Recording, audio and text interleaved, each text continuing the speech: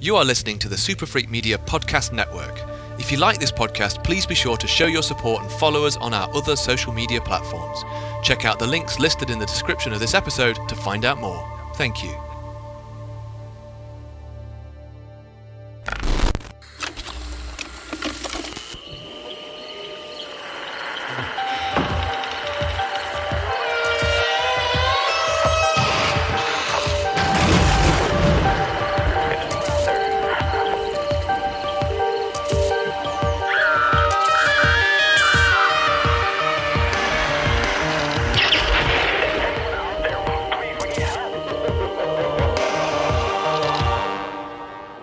Hello and welcome to the SuperfreakMedia podcast, No Ghouls Allowed, with me, your host, Jonno Butler. Joining me this month, I have got Liam Banks. Hello. And Sarah Thomas. Hi. And we're back with an actual squad this month after last month was just Liam sat at home, possibly in his bedroom, warbling into a microphone. Someone actually recorded it this time and it ended up on the internet. Yeah.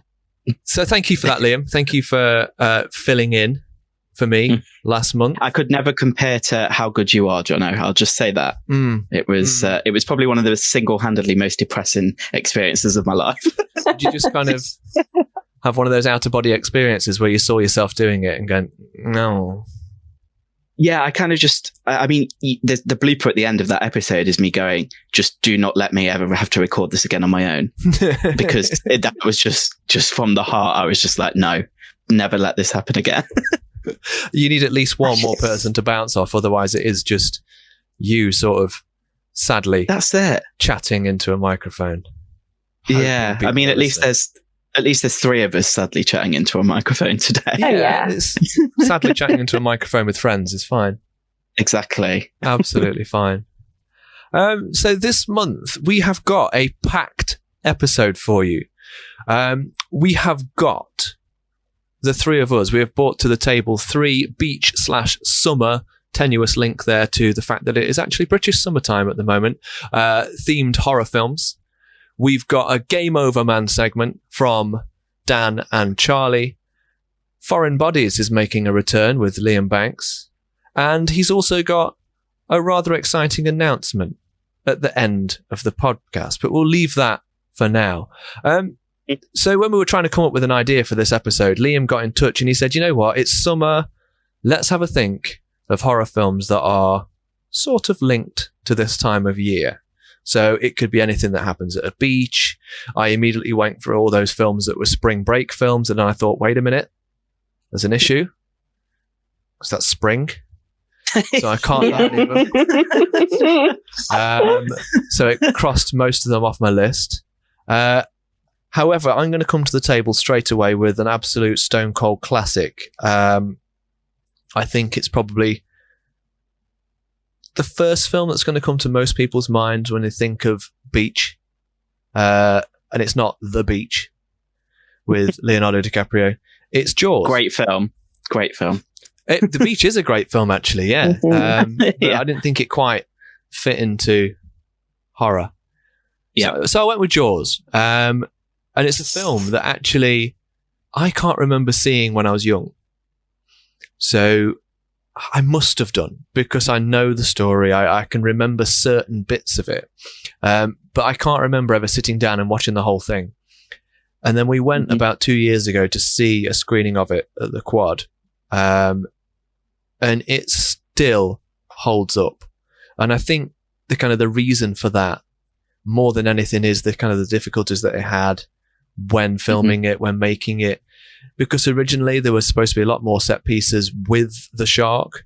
But then obviously, I think it's been well documented that they had so much trouble with the mechanical shark and the animatronics that they decided that the best thing to do at the time was to replace those shots with shots of the yellow barrels going up and down. So you sort of get that suspense. The dorsal fin, characters being like yanked off from side to side on cables.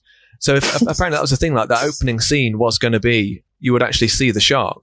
But how much better is it that you don't see what's going on? You just see her get dragged from side to side to side. And Spielberg was quoted as saying that it sort of went from being what he thinks could have been like a Saturday morning kind of TV movie to something more akin to Hitchcock, with all the suspense that the actual lack of shark gave it. And I think as well, looking back, if it had had the shark in, like front and center, would we be talking about it as much today? Probably not, because we would be looking back at it going, man, that shark looks terrible. Or, I mean, the wow, only bad elements, the only bad elements of the film, and I mean, I say that tenuously because I don't think it's a bad film at all. I think the only hokey bits are the bits where you actually see the shark, because it was literally done in the 70s. Yeah. So it's, I think it definitely benefited from them having to get creative. And I mean, as filmmakers, we know that firsthand as well. Like, I think you always get better ideas when you're forced into that corner, really. Oh, God, yeah. But can you imagine being on the set when they found out that it just wasn't working? That sort good of old Bruce.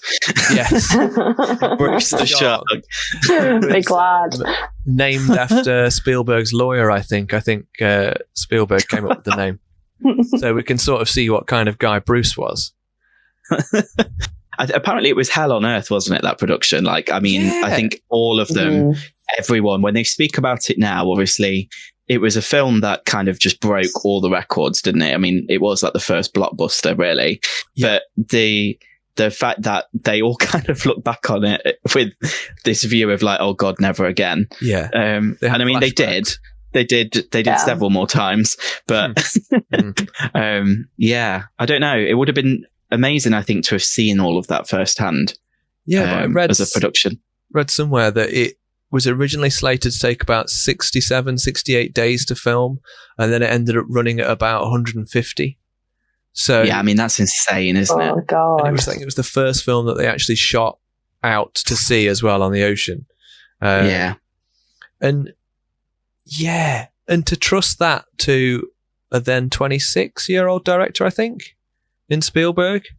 So, it's crazy, isn't it? He was a young man. He'd done one actual theatrical film before that, and then obviously Ghoul, which was a TV movie, which he kind of...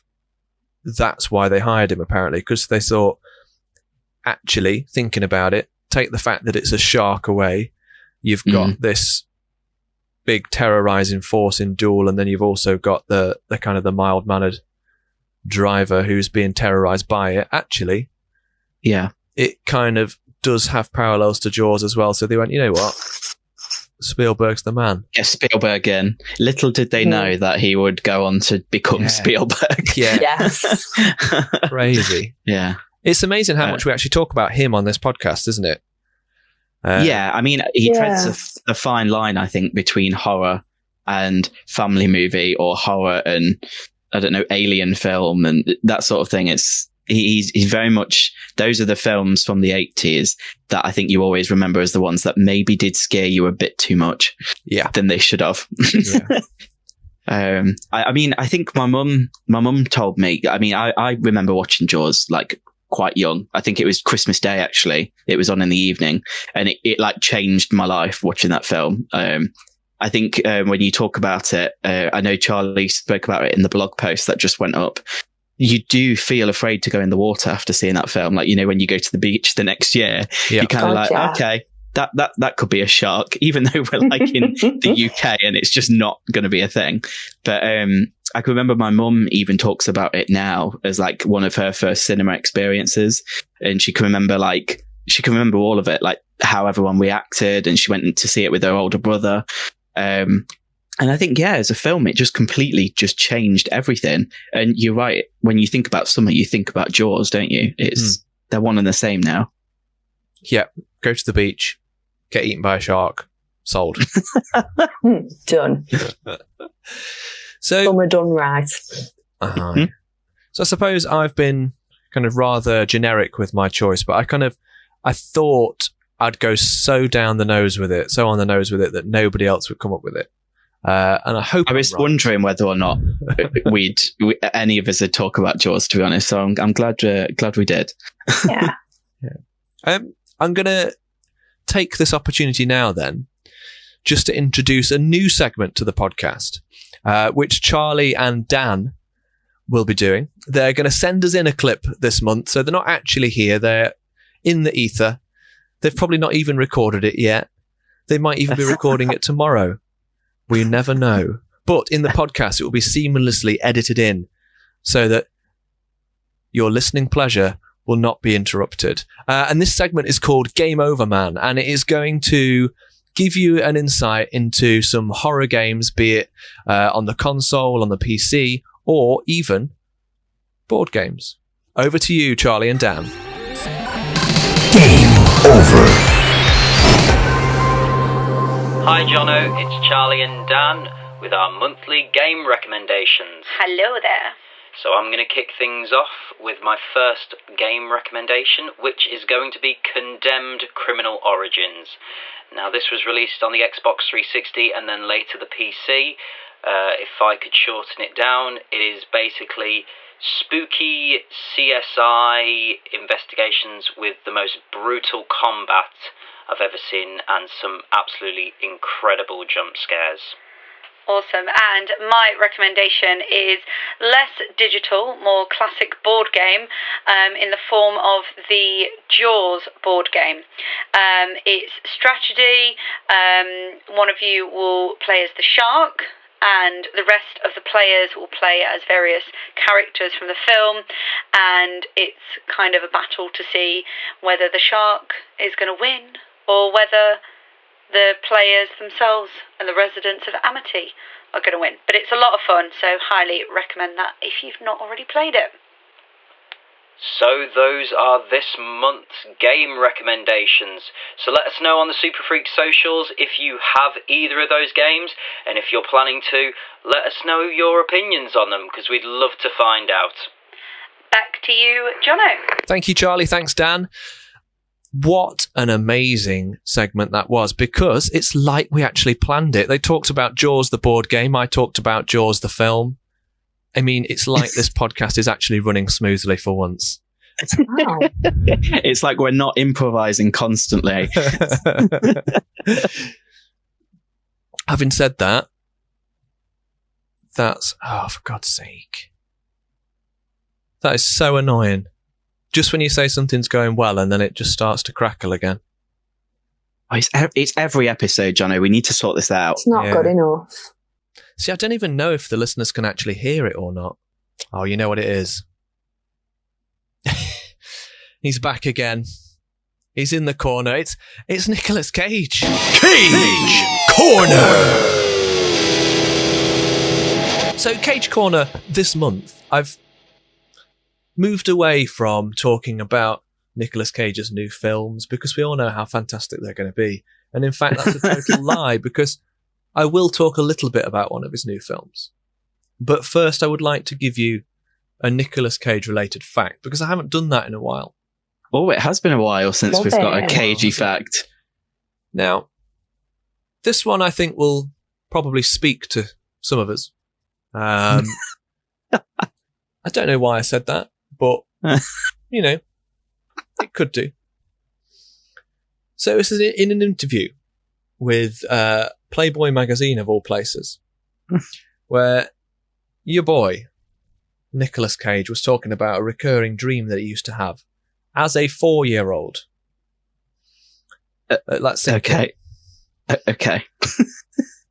So he says, this is quotes now, I was on the toilet, and this is in the dream, and this giant blonde genie woman in a gold bikini would reach into the bathroom window like King Kong and pluck me off the toilet seat and laugh at me. Now, where do you go with that? I mean,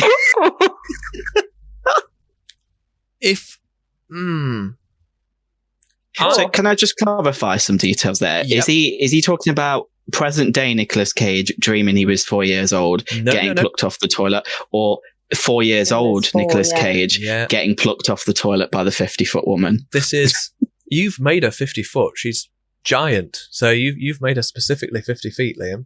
Okay. I feel like that's what he was thinking about. Maybe I'm trying to make sense of this. Like, no, he was 4 when he had this dream, which I imagine then had a large impact on his formative years, and has made him into the man that he is today. But I'm thankful for it. Pick apart really what that could mean. The symbolism. Yeah. Connotations of the gold bikini. Why is it gold? Why is it no other colour?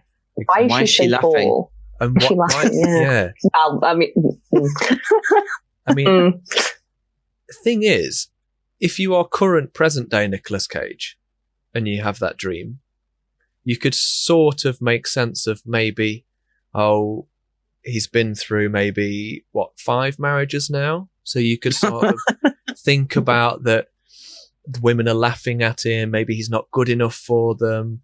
That sort of thing. You could start delving into stuff. But a 4-year-old. Yeah, I mean, that's pretty intense stuff for a 4-year-old to be thinking about. Yeah. Had any weird dreams lately, Liam? Have I? Yeah, just curious if you've had anything. Oh, it's just constant existential dread, to be honest, Jonno. It never really stops. So. But I also promised that I would talk about one of his new films as well. And it is, of course, his up-and-coming Prisoners of the Ghostland, which, in his own words, is the wildest movie I've ever made. I love the fact that that's in the trailer on the poster. Like, I don't think I've ever seen that before, where a film is marketed off the lead star saying, this is an insane movie that I've been a part of, but it works because it's Nicolas Cage. Exactly. It's got us hooked, hasn't it, surely? 100%. And I just love the fact that it's come straight off the back of critical success in Pig. And then he's gone straight back into, you know what? Versatile. Mental. Let's go with what I like. That's what he is. And I watched the trailer for it earlier again, because I've watched it a lot. And God, it looks brilliant. It does look actually quite impressive, I think. It does, yeah. The director's got form, so it's not just some absolute randomer who's come in and managed to bag Nicolas Cage in a starring role. It genuinely looks like it's going to be fantastic. I reckon this could be back-to-back 100% solid Nicolas Cage. And then obviously The Unbearable Weight of Massive Talent will come out next, and then it'll be back-to-back-to-back. Cage. I mean, this is the thing, and what is impressive, I don't think there's many stars that every month we get together, we could talk about a new film that's coming out. Like, he must just not stop working, because he is everywhere. I think someone worked it out that it was, I think over the last 5 years, he averaged a film every 2 or 3 months. My God. Which is insane, isn't it? It's insane. It's been a pandemic. Nobody made films. Apart from Nicolas Cage did. Yeah, just Nick. Yeah, he doesn't think COVID exists. No. He's just like, I think COVID's scared of pandemic. Him. Exactly. It really is.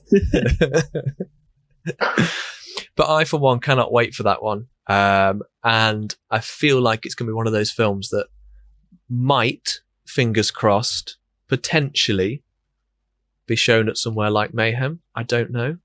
That would be classic. Yeah, we've kind of looked out on Nicolas Cage the last few times, haven't we? With I mean, Mandy just still stays with me, like absolute masterpiece. What a treat. Colour Out of Space.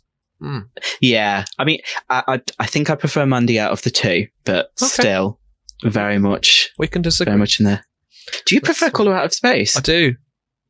Really? That surprises me. He screams at tomatoes in that one, and he doesn't do that in Mandy. So. Yeah, but Mandy has the cheddar cheese goblin, so. Oh, it does. Alpacas. Yeah. Yeah. See, it's difficult. It's a tough one, isn't it? I think. Yeah, he has a giant chainsaw in Mandy.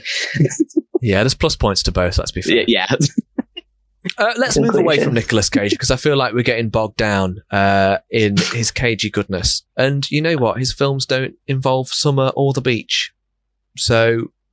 Maybe that's the next one. Maybe he's been filming one right now.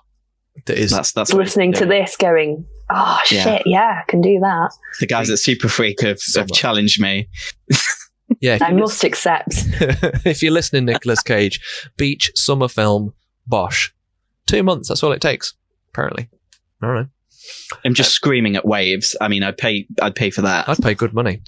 Just to see that. That'd be great. So, Sarah, we're going to pass over to you now for your beachy, horror-y, summery themed film. Okay, so mine has a bit of a plug as well. For those of you with TikTok or Instagram, this was the last featured terror tutorial, and I'm going to be talking about Midsummer by Ari Aster. Not beach related, unfortunately, more so summer holiday gone wrong and a true lesson in why not to go travelling to other countries, which we can't really do at the minute, let's be honest, but just more the true horror is time and Sweden, apparently.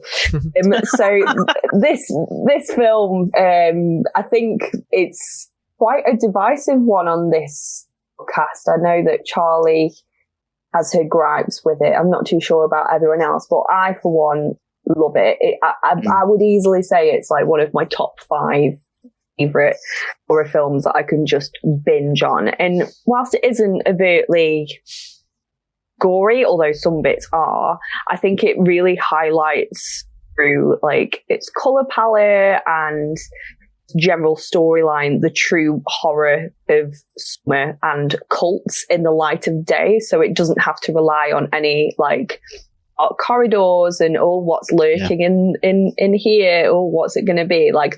All of the really horrible shit that happens is blatant and bleached. Yeah, in the daytime. Everyone to see. Like, oh man, has his face smashed on a rock. Cool. In true HD. Enjoy that. But I just absolutely love it. And it's kind of no holes barred, and it really does kind of tap into the sense of like hallucinogenics. It's one of those films that I can watch like over and over again and be like, oh, I didn't see that before, and oh, that's really interesting. I thought then you were going to say it's one of those films that I could just watch on mushrooms, and I was like, wow, we've learned a lot about you.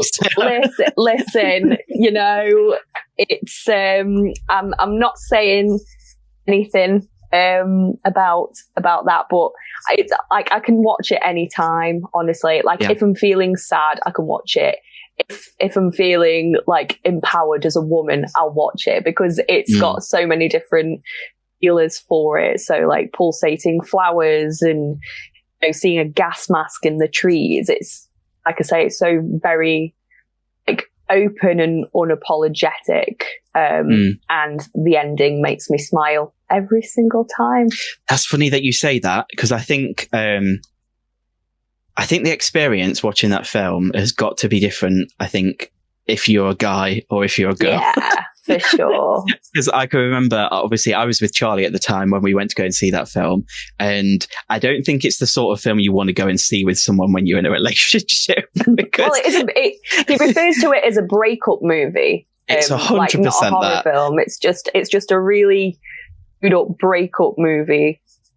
Yeah, it's such a complex film, and like you said, you can just go back and rewatch it and discover something new every single time, which is kind of special. You don't get that with many films these days. It's definitely not something you get with horror films. Like you can say, "Oh, I can watch this anytime." It's kind of, when you think of a film that I can dip into and watch anytime, you sort of think of something that's an easy watch. But I'd argue this isn't an easy watch at all. So it's funny hearing you say that, Sarah, that you just put it on when you're just like, oh, I'm just chilling at home. Oh my God. Truly is. And I can't explain why. And like, I have a few friends outside of the podcast who kind of stand this film no end. And it's got like a bit of a cult following amongst the feminists. Thank you very much for noticing, Jonno. Thank you. But like, I am a massive fan of sort of cult movies and horrors of communities and cults, and like I'm watching The Handmaid's Tale at the minute for the first time, and that kind of gives me that same feeling of like, oh, this is really difficult to watch and it's really like grim, but I'm fascinated by it in a weird way, and I think it is almost therapeutic, though, isn't it? Yeah, like having exactly. to confront like that trauma, but doing it through someone else. Because I think, is it Danny? Danny's the character, isn't it? Florence Pugh. I think it's a complicated one because I think, at the start of the film, I know when I first watched it, I was very much, I don't know, I think it is kind of set up in a way that you think, oh my God, this is awful what she's going through. But also, I don't know, you think like, I will admit, the first time I watched it, I kind of sympathized with the guy in it to begin with. I mean, it changed very sharply. And I mean, rewatching it, I don't. But I think I was kind of very much like, oh, if this relationship's already at that place and now there's all of this strain being put on it and all of that sort of thing for them to deal with, I don't know. But then you go on this journey with this character, which you can't do with very many films. Which is good. I find it more powerful that they don't actually have like a full-blown argument or like bust up throughout all of this. It's all kind of psychological and emotional moment, and going through grief or sort of losing a family member. She's going through all of that, and she'll take that time to be emotional alone because he goes against it. So having this really like emotional moments of her basically having a panic attack, and it's really sunny outside, and it's a beautiful setting. It's almost more concerning because grief can happen anywhere, and it's I could talk about it all day, but I know we don't have all day. Have you seen this film, Jonno? No, that's why I'm being quiet. Oh, I knew I was going to have a gripe with you about this. I bet you've still not seen Hereditary either, have you? Nope. I take it you've seen Hereditary, Sarah.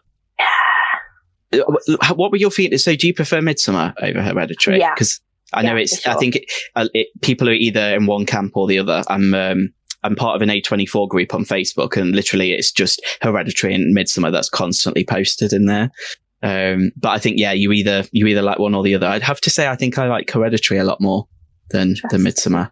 But I think both of his films do that really well, like you said, with the characters having like panic attacks and stuff and anxiety. And these are things that we don't see that much in horror. But also done really, really well. I mean, both of those films, in my opinion, Hereditary and Midsommar, have Oscar-winning performances in them. Oh God, their leads, and they were totally overlooked. And I don't know, that's a whole other issue for us to talk about. But the standard of performance and just the caliber of it, you need to check it out, Jonno. They're both really beautiful films. I will get on it. I'm just looking to see if it's on any streaming services. Something's on Netflix at the moment. Yes, and I think Hereditary's just gone on Prime. It was on Netflix, but I think it's gone back to Prime now. So people at home, get on your streaming services and check these mofos out. Those are available. Have you watched the director's cut of Midsommar as well, Sarah? No, I haven't. It's one of those that I really want to get to. I currently find myself with a bit more time at the minute, so I've made a bit of a list of things to indulge in. It's I think time's a good thing that you brought up there, because I think that it adds like an extra like 40 minutes or something. Like there's a whole lot that he adds in. But it's I really enjoy both versions. I think Midsommar has grown on me, pun intended, because plants.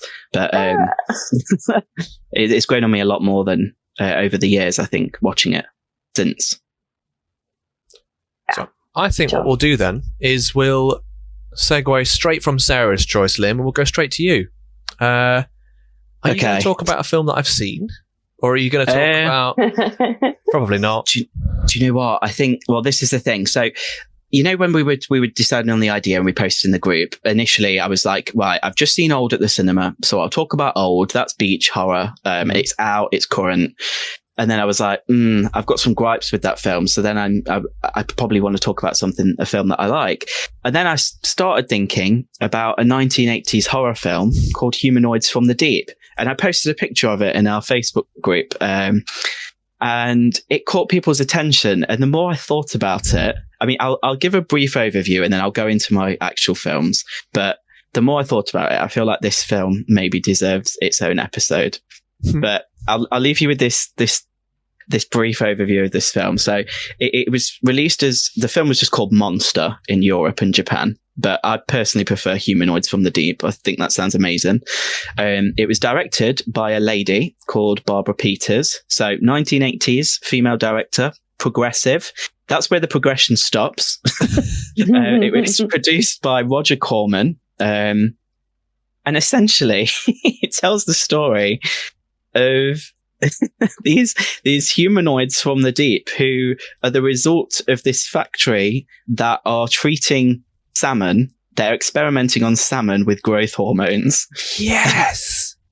And they create these basically fish monsters. So earlier when we were talking before we started recording, you were like, yeah, they just look like fish. Yeah, they are fish, Jonno, with legs. Oh, brilliant. They are described as murderous, sex-hungry mutations. Of course. Okay. And essentially, they come on land to murder all of the men and rape all of the women to reproduce. So that's why I feel like this is where we maybe need to do a bit of a deeper dive into this film, because there's a lot. Literally.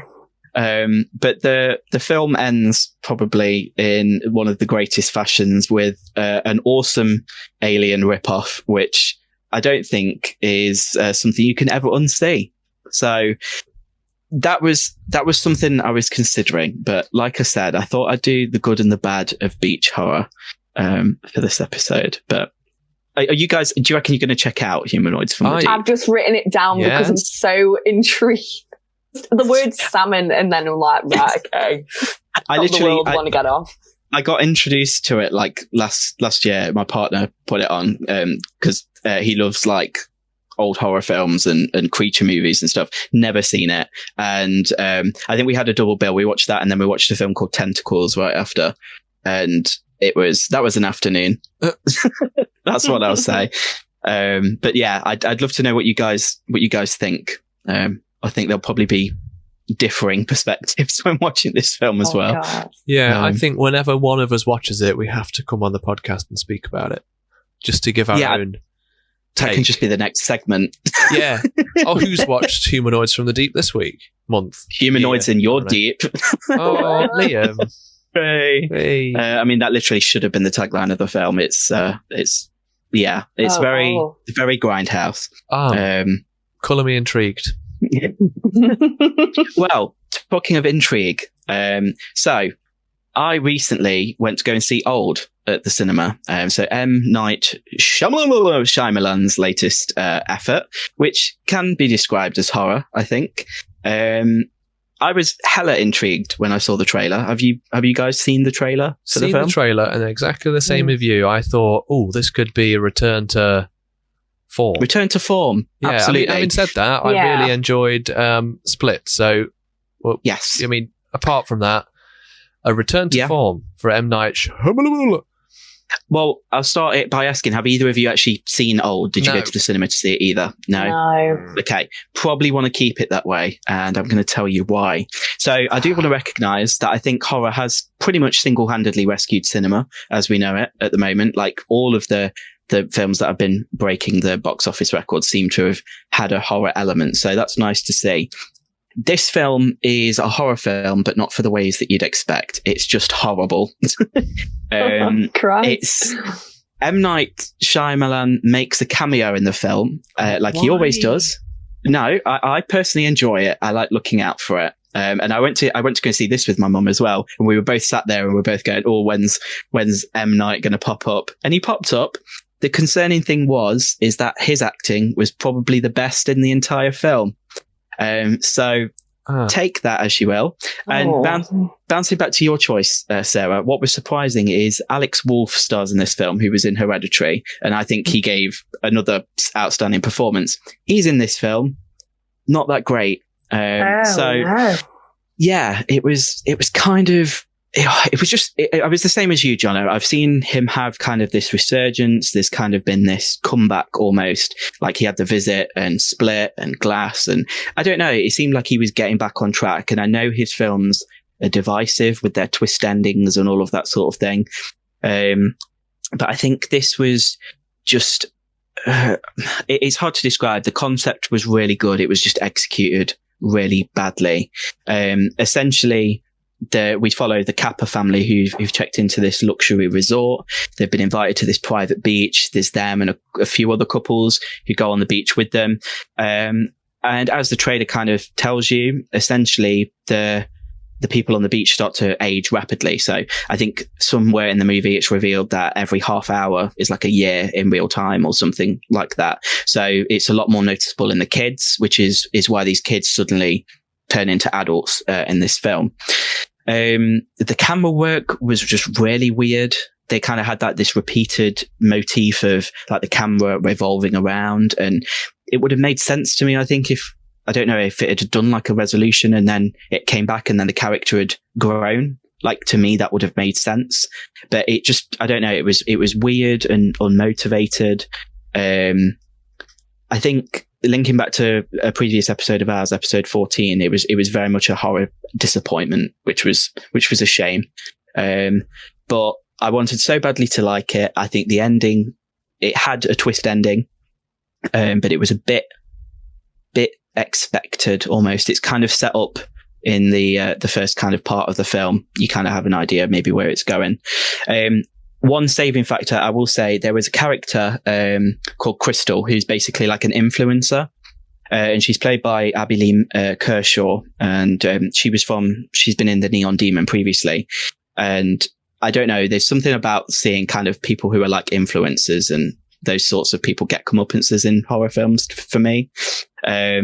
No offense to any influencers listening, but there's a great scene in a cave with her kind of towards the end of the film, and it was actually pretty shocking to watch. And that, to me, that was great. I thought it was awesome, but that was kind of like the only bit I enjoyed, unfortunately.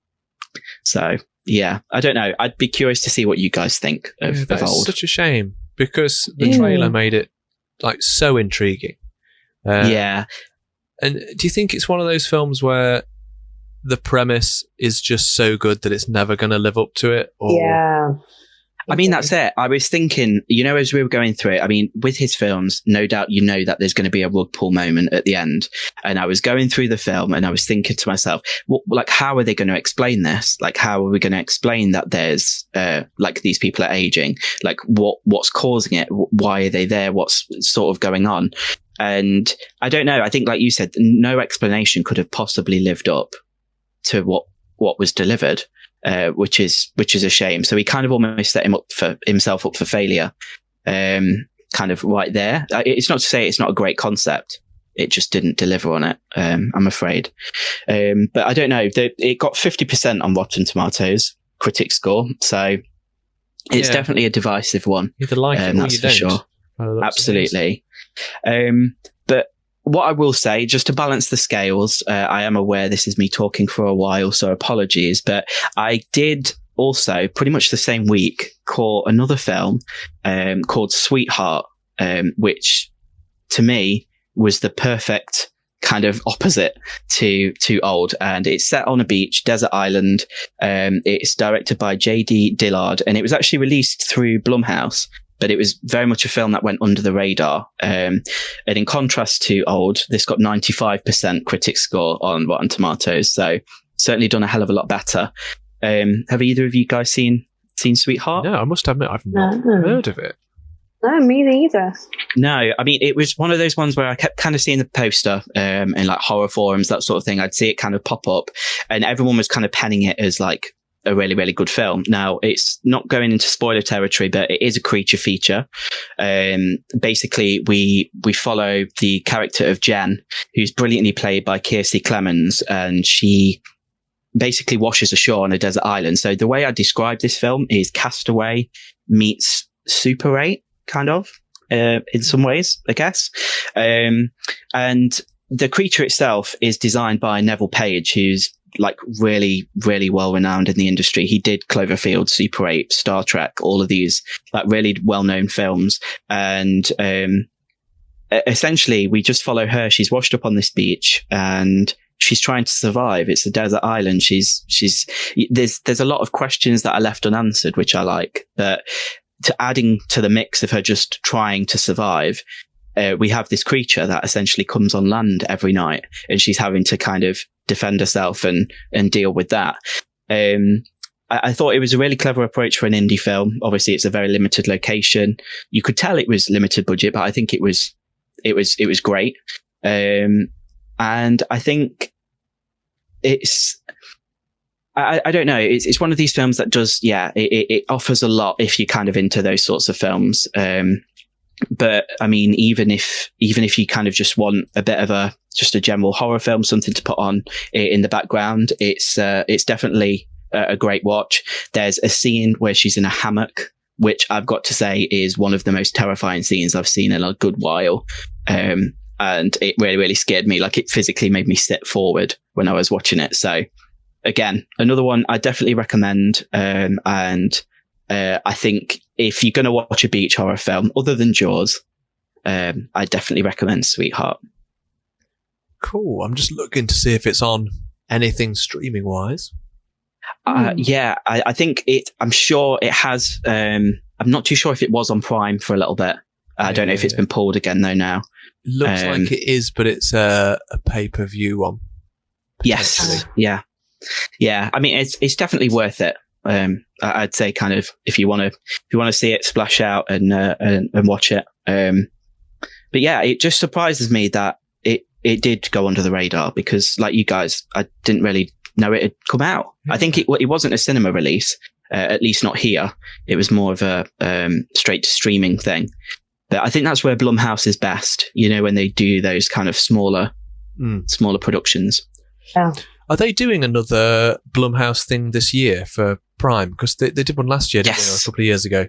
Yes, it's just been announced. Yeah, there is another one coming out. I think I'm excited for one. It's got Barbara Hershey in it, and it's set in like an old people's home, so that should be pretty cool. Excellent. To be fair, I've not watched the other ones. Are they any good?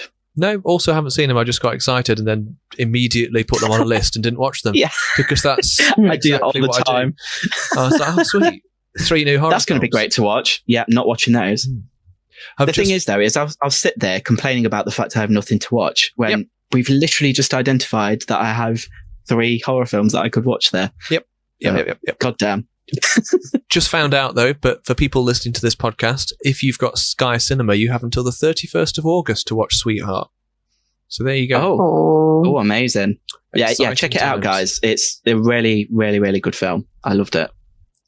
Before we move on, Liam, to your Foreign Bodies segment, you touched upon something then where you just said that horror has kind of helped with the resurgence of cinema post-pandemic. We're still in the midst of it, but you can sort of see what I'm saying. When we were coming out of it and cinema's getting started again, and all the films that are kind of blazing a trail are either horror films or have horror elements to them. One, why do you think that is? And 2, is there anything that you are, or anybody on the podcast, is looking forward to seeing at the cinema? I mean, I think the reason why horror has done so well in particular is because it's a genre that's always popular, isn't it? It's, I mean, I think that's why, funny enough, the likes of Blumhouse exist, because they know they can pump out a fairly low budget film and it's going to get bums on seats and people are going to watch it. But with that being said, even when films were being streamed and it was kind of strictly that, I can remember it was the likes of Godzilla vs. Kong. Like, I mean, I know it's not horror, but it's horror adjacent in my mind. It's like a creature film. That was kind of blowing up and people were watching. I think it's because it does have that universal appeal. And I think the genre as a whole provides escapism, particularly from a lot of the real stuff a lot of us were going through lockdown. That's the word I was going to use, escapism, definitely, because I think even if something particularly terrible is happening, there's always something more terrible Yeah, to watch on screen. To watch on It's like screen. what Sarah said with Midsommar. I mean, like, to me, that's not a comfort film, but I kind of get it. I get that you might want to put a film about grief and folk death on to get through your day. But yeah, I mean, I don't know. Have you checked out? Have you been back to the cinema yet, Jonno? Yeah, I've been back twice. I've been to see Nobody, which I thought was fantastic. And I've also been to see Jungle Cruise, which is also kind of fantastic. I kind of enjoyed it. I mean, it's no Pirates of the Caribbean, but no, it was so close to being The Mummy, though, wasn't it? Really? Oh God, yeah, yeah. I mean, well, nothing will touch The Mummy. No, I'm going to say that now. Like, I don't know, The Mummy was just everything to me growing up, and 100%. I'm glad to see Brendan Fraser is getting a lot of recognition again. Love. Yeah, which is nice. But I'm sure Jungle Cruise was directed by the guy who did House of Wax and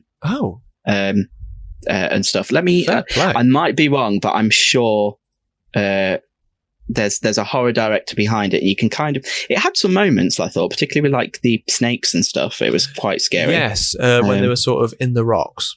That was there was some imagery there absolutely. That was pretty, for a PG film. Pretty spooky. I mean, yeah, I'm butchering the name, but it's Joan Colette Serra. He directed The Shallows, Orphan, House of Wax. So, fair play. Big horror player, giving us some Disney magic. Films coming soon. Then there's one that I've got my eye on, which is out at the cinema now that I really want to see, called The Night House.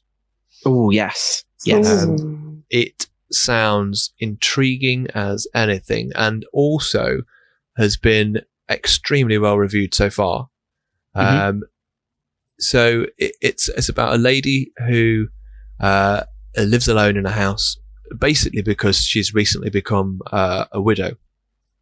And then she starts to kind of... His thing is, whatever I do now is going to make it sound very stereotypical. And very much like I will say, film.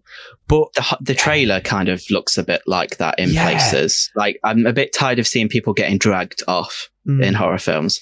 Do you know what I mean? Like, people getting dragged by an invisible force, and it did have that quality, but it did look good. But I think that's the thing. I think you've got to play with those horror cliches to a certain extent, but if you play with them well.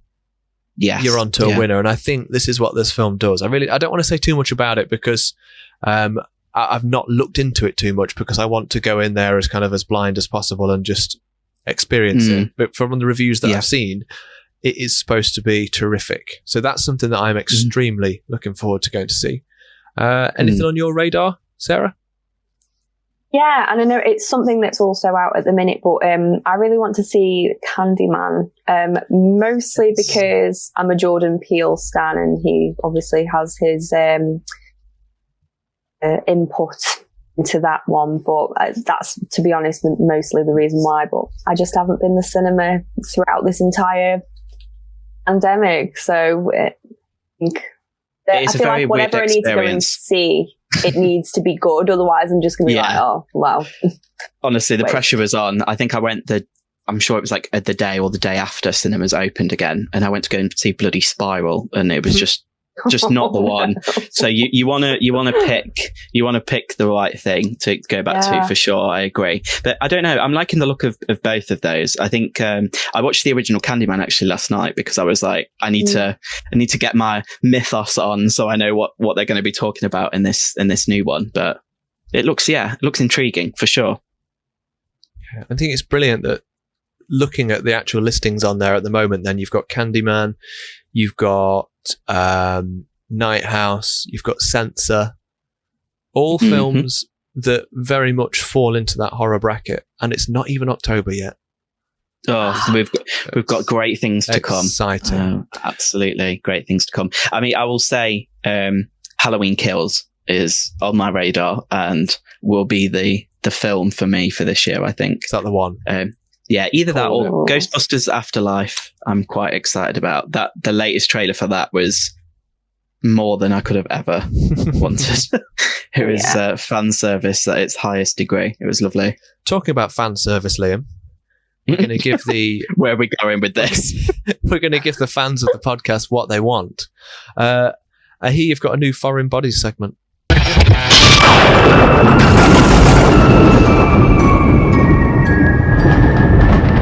This one, again, I'm not too sure if... I feel like I've spoken to you about this before, Jonno, but this episode, I'm just getting my notes together. I've gone... It's a Spanish language film, but it's actually... I need to think how to say this. A Uruguayan horror film.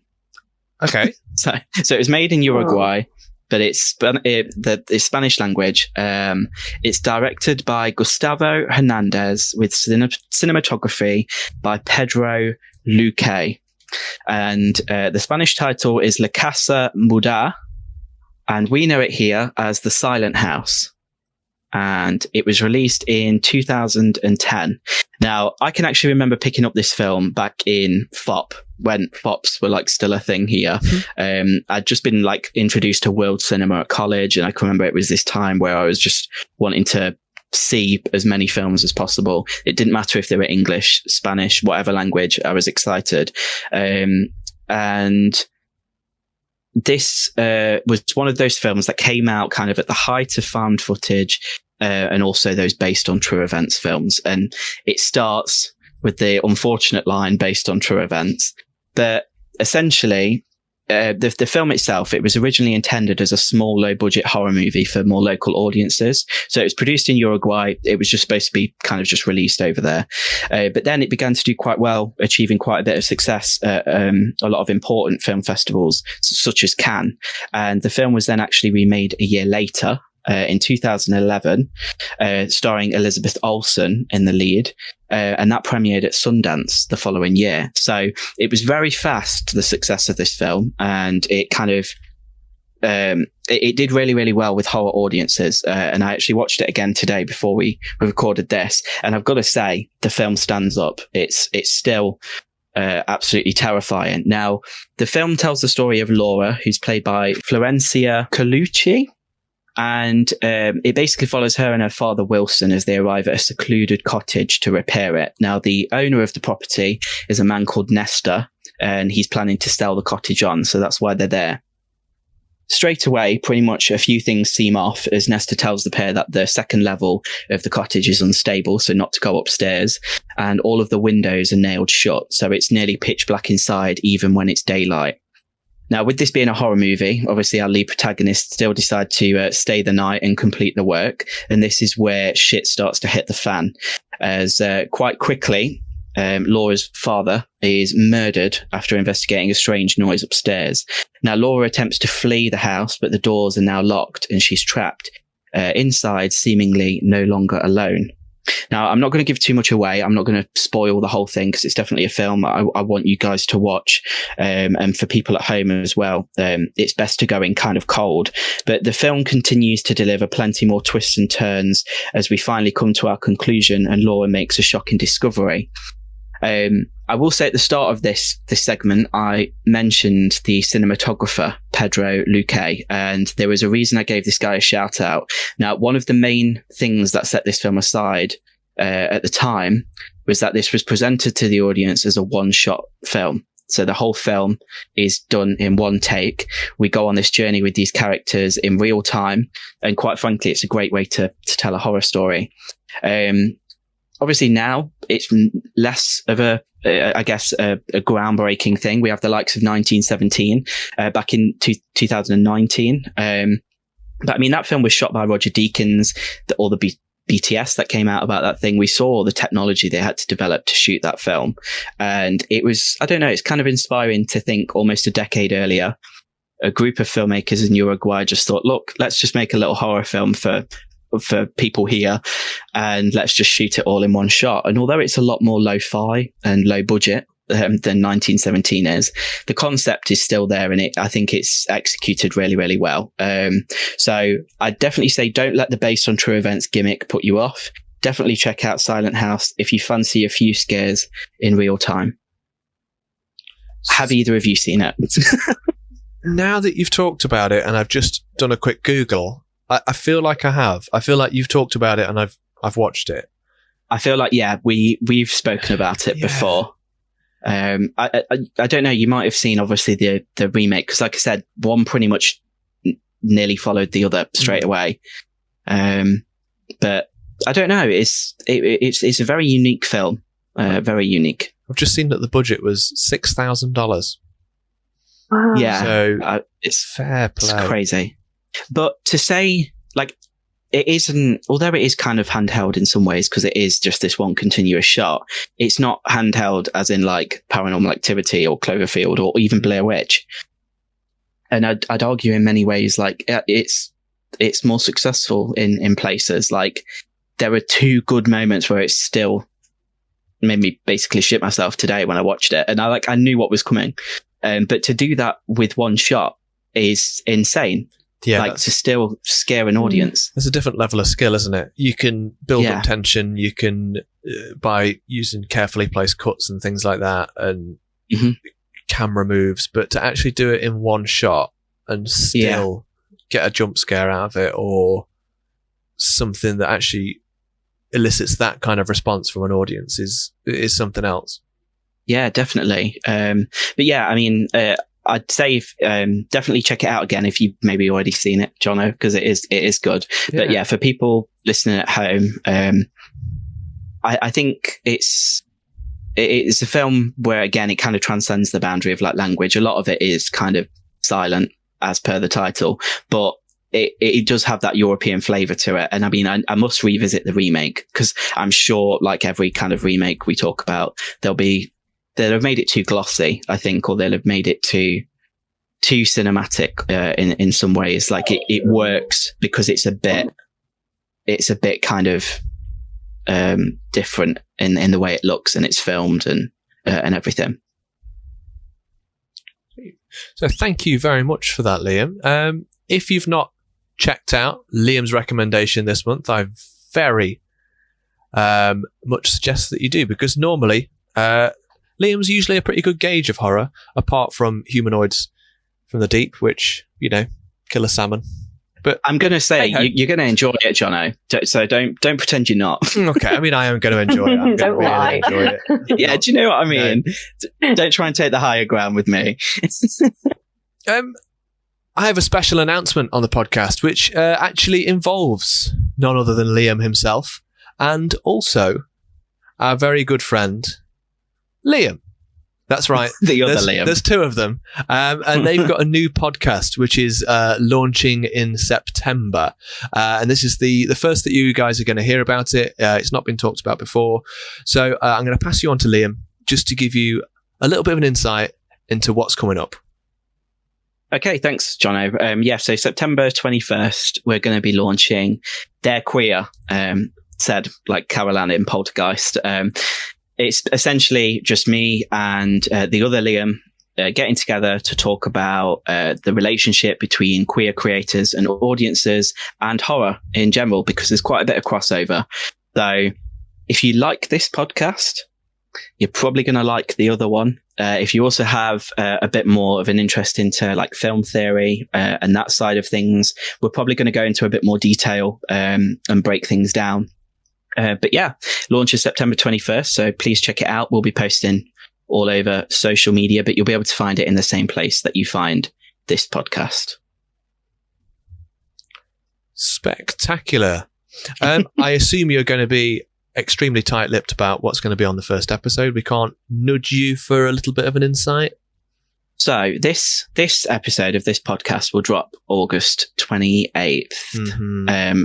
The episode we're launching episode 0, which is essentially like just a mini introduction, which is going to be September 1st.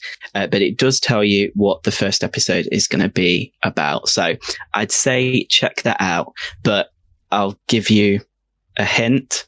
It might involve leather trousers. Oh, Sold. Sold. Literally, we were talking about like ideas for it, and then we were just like, yeah, we need to talk about this. This is a film to talk about. So yeah, I hope you guys will be tuning in. So thank you very much for listening to this month's podcast. I've been your host, Jonno Butler, and with me this time we've had Liam Banks. Hey. Hey. Goodbye, even. Weirdo. Yeah, closing of the podcast. Oh my God. We'll keep it in. We're keeping it all in. And with Liam Banks, probably not saying hey, hopefully, we've had Sarah Thomas. Please say No, hey. I'm joking. Thanks for having me. No problem. See, that's a regular human response. Oh, I'm not a regular human, Jonno. We know this. No, you're a humanoid from the deep. Humanoid from the deep. So, as usual, if you'd like to enter our competition, all you have to do is like the post that advertises this episode on Instagram, and you'll be entered into a draw to win some Super Freak Media goodies. So again, thank you very much for listening this month. And remember, keep it creepy and see you on the other side. Ooh. Still did it. Humanoids from the deep. Humanoids. I assume that's how it's said.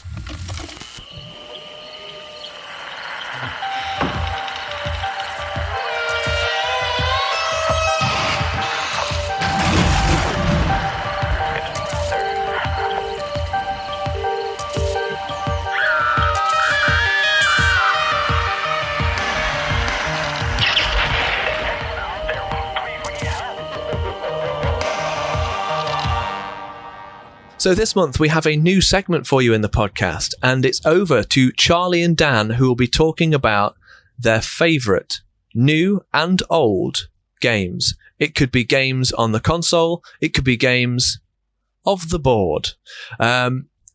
It's up to them. I've balls that up because I'm thinking about too many things, so I'm going to start again. You've done it. I think you've already got it in the last. You've done it in the last one, all right. I think. No, I'll just edit out the bit where you were like, "They're going to be talking about this month." I'll just cut that bit out. Yeah. Sure. I think we can just do one more if you want to. It's game over, man. Horror games on the consoles and off the board. Of the board. Games of the board. That's what they all call it. Games of the board. Oh yeah, it's a Good quick though. game of the board. You've been listening to a podcast on the Super Freak Media Podcast Network. To show your support, be sure to subscribe on whatever platform you're listening on. And you can find us on social media in the links in the description of this episode. Thank you for listening.